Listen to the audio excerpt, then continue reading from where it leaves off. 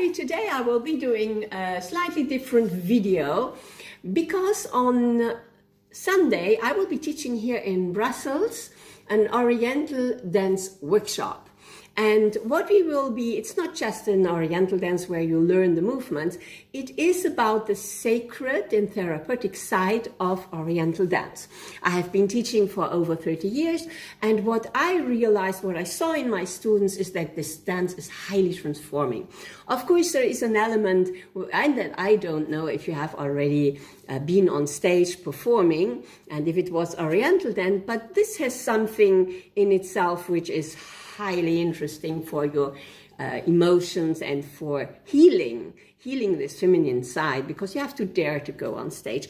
But even beside that, if you are not a dancer, you don't intend to be, just the movements, they are incredible. So I will be teaching this actually for the first time, because I do teach or I give the Chandra Dance Your Life class where we don't learn Oriental dance, but we are using the movement and the imagination to evolve and to heal. So this will be very special, and I just wanted to give you a little bit of overview if you want to explore this side of Oriental dance, which is sacred, and the side which is like a dance medicine. This is the oldest dance we do have, transmitted from generation of woman to woman, and this was a space so many centuries away. They didn't have a therapist, they didn't have the modern medicine we have now. They had a connection, a sisterhood, a connection to Mother Nature, and a connection probably much more to themselves. And this is reflected, this is in every movement. For example, so here we Western women have so many issues in the hip. The hip is not loose. For my students, when they come, they cannot do anything with their hip. It's like I have been there, like stiff, like controlled. The big problem we do have is this discipline and control. I don't say this is not good, but you do have to have always both sides. So when is there the discipline, and then is there just being in the movement? So for example, here you have this movement of Oriental dance with this figure 8. This is, if you think of what you are doing, as I'm a hypnotherapist and the body-mind master, I see these things from a different angle. Now here you have the hip. You are cradling, like a cradle, like you would do with a child. And you have, of course, your spine. The spine will move like an 8. You can have spirals.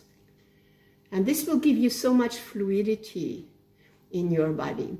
But your subconscious mind is not thinking like you and me are logically thinking. The subconscious mind has a fantastic logic, but there needs to be an understanding of it, how the symbolic of the body is perceived in the subconscious mind. And this is waved into Oriental dance because they just knew. They didn't have to study it on university. So when you are using your hand, you open up here, and in Oriental dance you're reaching forward, you're doing waves, you are opening up.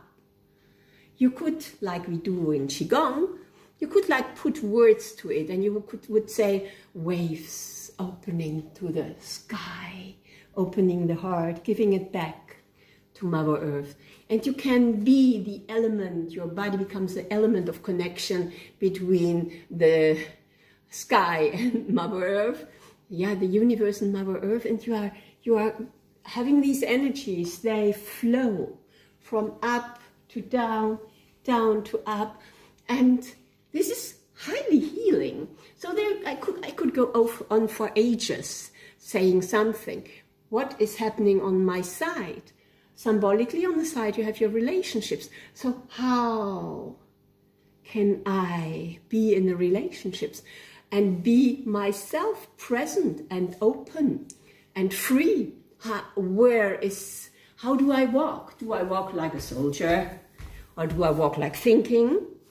Or can I walk in respect of Mother Earth, touch Mother Earth, have my hip be in sync, in harmony with this fluidity of life, have the whole body be in harmony and move and be free to move. Oh, Sarah, this is so fascinating, everything you have in these movements. And then, of course, you do have shimmy, or you have shimmy here. You have the accents where you're in the power, yeah, and you can just capture the moment, capture the power, be strong. And all this is an Oriental dance. It's just amazing. So when you learn to see the movements in this way, you will dance completely different as from now on.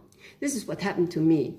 Once I could understand the innate power and softness and playfulness of the Oriental dance, then when you dance, in a party, wherever you dance, you are just in harmony and you can just express the joy of it because it's life. It's life itself. So dancing is like celebrating life. Oriental dance is like celebrating not only life, vitality, femininity, this feminine element. We need it so much. We need this equilibrium. So as you say, I could go on for ages to talk. So I'm giving this workshop. If you are in Brussels, if you are interested in Oriental dance, if you are performing already, or if you're just a beginner, I think this workshop is highly interesting for you because it is not taught anywhere else. I had to really develop this after 30 years of being a belly dance teacher, to develop this insight, to read, to learn, to analyze and understand. And this work is done and I'm transmitting it this Sunday.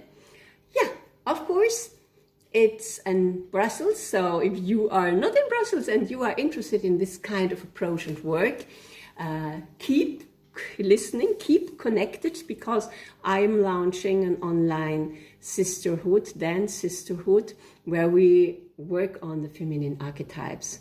And this will be very beautiful. I hope you will be interested. I'm opening up the doors very soon. Actually, the founding sisters are already coming in, and this will be super beautiful. So if you are not in Brussels, you might want to be part of this online dance, magic dance sisterhood. Thank you for listening. I've been a little bit long today, and I hope you're fine, and I hope to see you soon in the workshop or in the online